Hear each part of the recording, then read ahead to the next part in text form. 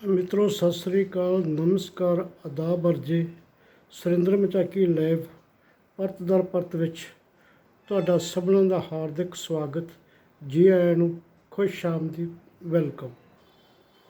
ਦੋਸਤੋ, ਕੱਲ੍ਹ ਪੰਜਾਬ ਤੇ ਯੂਟੀ ਮੁਲਾਜ਼ਮ ਪੈਨਸ਼ਨ ਸਾਂਝਾ ਫਰੰਟ ਵੱਲੋਂ ਵਿੱਢੇ ਹੋਏ ਸੰਘਰਸ਼ ਦਾ ਭੁੱਖ ਹੜਤਾਲਾਂ ਦਾ ਆਖਰੀ ਦਿਨ ਸੀ ਔਰ ਇਸ ਆਖਰੀ ਦਿਨ ਦੇ ਨਾਲ ਹੀ 16 ਤੋਂ ਸ਼ੁਰੂ ਕੀਤੀਆਂ ਜ਼ਿਲ੍ਹਾ ਪੱਧਰੀ ਭੁੱਖ ਹੜਤਾਲਾਂ ਦਾ ਗੇੜ ਖਤਮ ਹੋ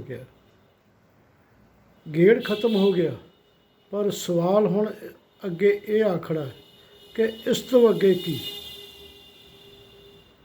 ਇਸ ਤੋਂ ਅੱਗੇ ਕਿਹੜਾ ਪੈਂਤੜਾ ਅਪਣਾਇਆ ਜਾਵੇ ਜਿਹੜਾ ਪੰਜਾਬ ਸਰਕਾਰ ਨੂੰ ਨਾ ਮਾਣੂ ਨੀਤੀ ਤੋਂ ਅੜੀਅਲ ਵਤੀਰੇ ਨੂੰ ਝੰਜੋੜ ਕੇ ਮੰਗਾਂ ਮੰਨਣ ਵੱਲ ਤੋਰ ਸਕੇ।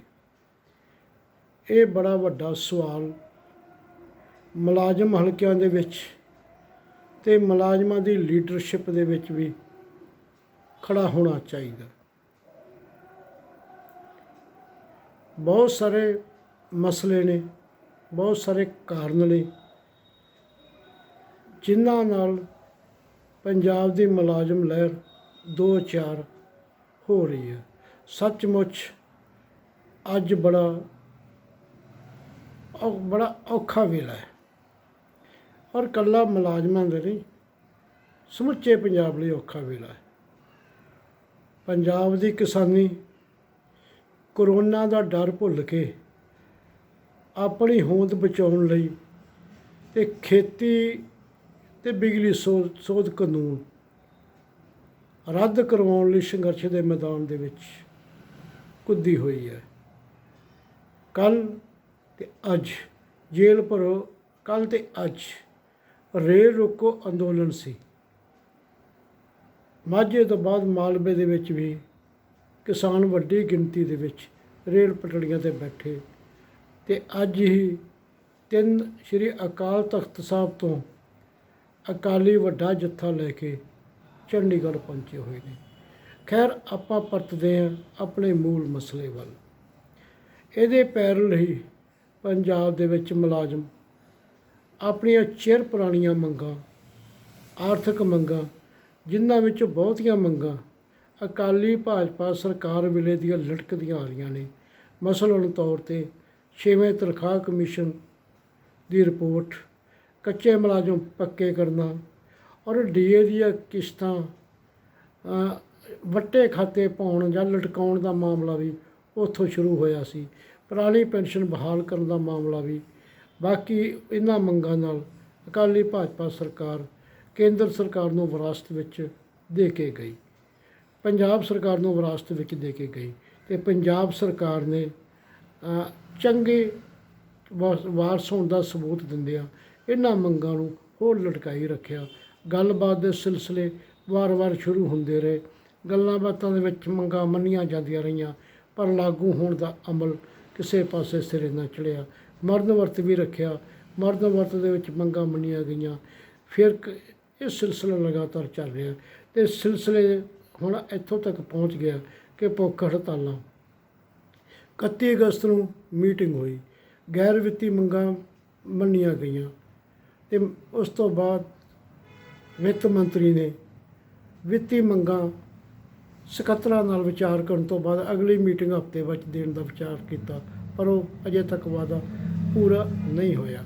ਸਵਾਲ ਹੁਣ ਇਹ ਹੈ ਕਿ ਜੇ ਲਗਾਤਾਰ ਜਿਹੜੇ ਭੁੱਖ ਹੜਤਾਲਾਂ ਦੀਆਂ ਖਬਰਾਂ ਅਖਬਾਰਾਂ ਰਾਹੀਂ, ਮੀਡੀਆ ਰਾਹੀਂ ਸੁਰਖੀਆਂ ਬਣਦੀਆਂ ਰਹੀਆਂ ਔਰ ਨਿੱਜੀ ਰੂਪ ਦੇ ਵਿੱਚ ਇਹਨਾਂ ਸਾਰੇ ਹਾਲਾਤ ਨਾਲ ਵਾਬਸਤਾ ਵੀ ਰਿਹਾ ਅਤੇ ਕਈ ਥਾਵਾਂ 'ਤੇ ਸ਼ਾਮਿਲ ਵੀ ਰਿਹਾ, ਮਹਿਸੂਸ ਕੀਤਾ ਕਿ ਪੰਜਾਬ ਦੇ ਮੁਲਾਜ਼ਮਾਂ ਨੇ ਬੜਾ ਭਰਵਾਂ ਹੁੰਗਾਰਾ ਇਸ ਭੁੱਖ ਹੜਤਾਲਾਂ ਨੂੰ ਦਿੱਤਾ।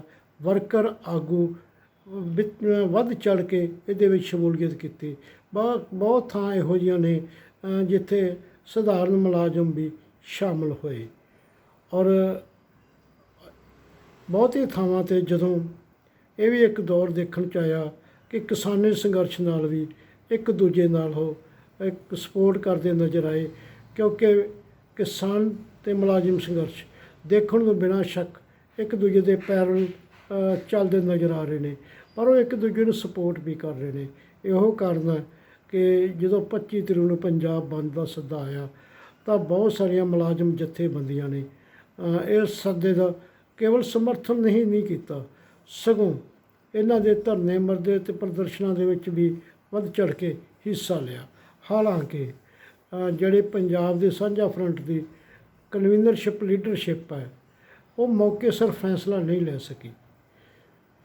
ਇੱਕ ਜਾਂ ਦੋ ਜਥੇਬੰਦੀਆਂ ਨੇ ਨਿੱਜੀ ਰੂਪ ਦੇ ਵਿੱਚ ਪ੍ਰੈਸ ਨੋਟ ਦਿੱਤੇ ਤੇ ਪਰ ਫਿਰ ਵੀ ਦੁਚਿੱਤੀ ਬਣੀ ਰਹੀ, ਫੀਲਡ ਦੇ ਵਿੱਚ ਕਲੀਅਰ ਕੱਟ ਲੈਣ ਨਹੀਂ ਆਈ।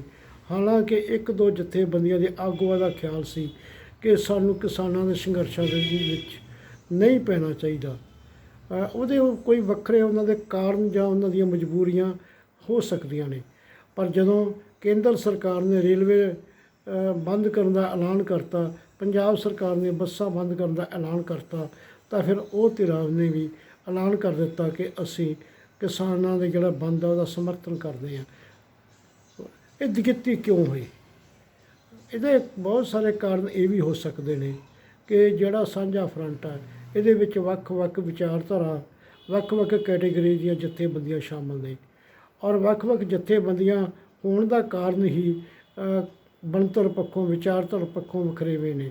ਪਰ ਇੱਕ ਗੱਲ ਜਿਹੜੀ ਸਾਰੀਆਂ ਨੂੰ ਇਕੱਠਾ ਕਰਦੀ ਹੈ ਉਹ ਸਾਂਝੀਆਂ ਮੰਗਾਂ ਅਤੇ ਘੱਟੋ ਘੱਟ ਸਾਂਝੀਆਂ ਮੰਗਾਂ ਦੇ ਆਧਾਰਿਤ ਪ੍ਰੋਗਰਾਮ, ਅਤੇ ਇਹ ਪ੍ਰੋਗਰਾਮਾਂ ਦੇ ਵਿੱਚ ਲਗਾਤਾਰਤਾ ਅਤੇ ਕਮਿਊਨੀਕੇਸ਼ਨ ਬਣਿਆ ਰਹਿਣਾ ਚਾਹੀਦਾ, ਦੁਚਿੱਤੀ ਨਹੀਂ ਨਜ਼ਰ ਆਉਣੀ ਚਾਹੀਦੀ। ਇੱਕ ਗੱਲ ਹੋਰ ਕਰਨੀ ਮੈਂ ਜ਼ਰੂਰੀ ਸਮਝਦਾ ਕਿ ਫੀਲਡ ਦੇ ਵਿੱਚ, ਜ਼ਿਲ੍ਹਾ ਦੇ ਵਿੱਚ ਬਹੁਤ ਸਾਰਾ ਉਤਸ਼ਾਹ ਦੇਖਿਆ ਗਿਆ, ਔਰ ਜਿਹੜੀ ਲੀਡਰਸ਼ਿਪ ਹੈ ਸਿਖਰਲੀ ਉਹ ਆਪਣੇ ਆਪਣੇ ਜ਼ਿਲ੍ਹਿਆਂ ਤੱਕ ਹੀ ਸੀਮਤ ਰਹੀ, ਬਾਕੀ ਫੀਲਡ ਦੇ ਵਿੱਚ ਉਹ ਨਹੀਂ ਗਈ। ਜੇ ਉਹ ਫੀਲਡ ਦੇ ਵਿੱਚ ਜਾਂਦੀ, ਨੇੜਲੇ 2-4 ਜ਼ਿਲ੍ਹਿਆਂ ਦਾ ਟੂਰ ਕਰਦੀ, ਅਤੇ ਸ਼ਾਇਦ ਭੁੱਖ ਹੜਤਾਲੇ ਕੈਂਪਾਂ ਦੇ ਵਿੱਚ ਇੱਕ ਵੱਖਰਾ ਹੀ ਦ੍ਰਿਸ਼ ਵੇਖਣ ਨੂੰ ਮਿਲਦਾ, ਔਰ ਲੀਡਰਸ਼ਿਪ ਨੂੰ ਵੀ ਹੇਠਲੀ ਜਿਹੜੀ ਜਾਣਕਾਰੀ, ਗਰਾਊਂਡ ਰਿਐਲਿਟੀ ਉਹਦੇ ਤੋਂ ਵੀ ਜਾਣੂ ਹੋਣ ਦਾ ਮੌਕਾ ਮਿਲਦਾ। ਬੇਸ਼ੱਕ ਲੀਡਰਸ਼ਿਪ ਇਹ ਦਾਅਵਾ ਕਰਦੀ ਹੈ ਕਿ ਉਹ ਸਾਰੇ ਹਾਲਾਤ ਤੋਂ ਚੰਗੀ ਤਰ੍ਹਾਂ ਵਾਕਫ ਨੇ, ਗਰਾਊਂਡ ਰਿਐਲਿਟੀ ਦੀਆਂ ਰਿਪੋਰਟਾਂ ਉਹਨਾਂ ਦੇ ਕੋਲ ਨੇ, ਪਰ ਚੰਡੀਗੜ੍ਹ, ਲੁਧਿਆਣੇ ਦੇ ਵਿੱਚ ਬੈਠ ਕੇ ਫੈਸਲੇ ਲੈਣੇ ਤਾਂ ਮੈਨੂੰ ਨਹੀਂ ਲੱਗਦਾ ਅੱਜ ਦੇ ਹਾਲਾਤ ਦੇ ਵਿੱਚ ਹਕੀਕਤ ਦੇ ਨੇੜੇ ਹੋਣਗੇ। ਫੀਲਡ ਵਿੱਚ ਜਾਣਾ ਬਣਦਾ ਸੀ। ਦੂਸਰੀ ਗੱਲ ਇਹਦੇ ਵਿੱਚ ਇੱਕ ਹੋਰ ਜੁੜਦੀ ਹੈ ਕਿ ਅੱਜ ਜਿਹੜੀ ਲੀਡਰਸ਼ਿਪ ਹੈ ਇਹਦੇ ਵਿੱਚ ਯੰਗ ਸਟੱਫ ਵੀ ਸਾਹਮਣੇ ਆਇਆ, ਔਰ ਯੰਗ ਸਟੱਫ ਇਨਫੋਰਮੇਸ਼ਨ ਟੈਕਨੋਲੋਜੀ ਅਤੇ ਜਾਣਕਾਰੀ ਦੇ ਜਿਹੜੇ ਸੋਰਸ ਨੇ ਉਹਨਾਂ ਨਾਲ ਲੈਸ ਹੈ, ਔਰ ਕੰਮ ਕਰਨ, ਪਬਲਿਕ ਰਿਲੇਸ਼ਨ, ਹੋਰ ਸਾਰੇ ਕੁਛ ਦੇ ਉਹਨਾਂ ਨੂੰ ਤੌਰ ਤਰੀਕੇ ਆਉਂਦੇ ਨੇ। ਪਰ ਦੂਜੇ ਪਾਸੇ ਜਿਹੜੀ ਸਾਡੀ 100 ਸਾਲ ਔਰ ਅਨੁਭਵੀ ਲੀਡਰਸ਼ਿਪ ਹੈ, ਬਿਨਾਂ ਸ਼ੱਕ ਉਹ ਉਮਰ ਦਰਾਜ਼ ਹੋ ਗਈ ਹੈ, ਪਰ ਉਹਦੇ ਕੋਲ ਘੋਲਾਂ ਦਾ ਇੱਕ ਲੰਬਾ ਤਜਰਬਾ ਹੈ। ਪਰ ਇਸ ਗੱਲ ਤੋਂ ਵੀ ਇਨਕਾਰ ਨਹੀਂ ਕੀਤਾ ਜਾ ਸਕਦਾ ਕਿ ਉਮਰ ਦਰਾਜ਼ ਹੋਣ ਕਰਕੇ ਸਰੀਰਕ ਅਤੇ ਜਿਹੜੀ ਮਾਨਸਿਕ ਅਵਸਥਾ ਹੈ ਉਹ ਇੱਕੋ ਜਿਹੀ ਨਹੀਂ ਰਹਿੰਦੀ। ਬਹੁਤ ਸਾਰੇ ਉਹਦੇ ਵਿੱਚ ਤਬਦੀਲੀਆਂ ਆਉਂਦੀਆਂ ਨੇ, ਔਰ ਬਾਹਰਮੁਖੀ ਅਤੇ ਅੰਦਰਮੁਖੀ ਜਿਹੜੀਆਂ ਤਬਦੀਲੀਆਂ ਨੇ ਉਹ ਤੁਹਾਡੇ ਫੈਸਲੇ ਲੈਣ ਦੀ, ਸੋਚਣ ਦੀ ਸ਼ਕਤੀ ਨੂੰ ਪ੍ਰਭਾਵਿਤ ਵੀ ਕਰਦੀਆਂ ਨੇ। ਕਿਉਂਕਿ ਜਦੋਂ ਸਰੀਰ ਦੇ ਅਤੇ ਸਮਾਜਿਕ ਕਈ ਕਾਰਨ ਇਹੋ ਜਿਹੇ ਹੁੰਦੇ ਨੇ ਜਿਹੜੇ ਤੁਹਾਨੂੰ ਪ੍ਰਭਾਵਿਤ ਕਰਦੇ ਨੇ। ਮੈਂ ਮਹਿਸੂਸ ਕਰਦਾ ਕਿ ਉਹ ਸਾਡੀ ਜਿਹੜੀ ਸੀਨੀਅਰ ਲੀਡਰਸ਼ਿਪ ਹੈ ਉਹ ਵੀ ਇਸ ਤੋਂ ਪ੍ਰਭਾਵਿਤ ਹੈ।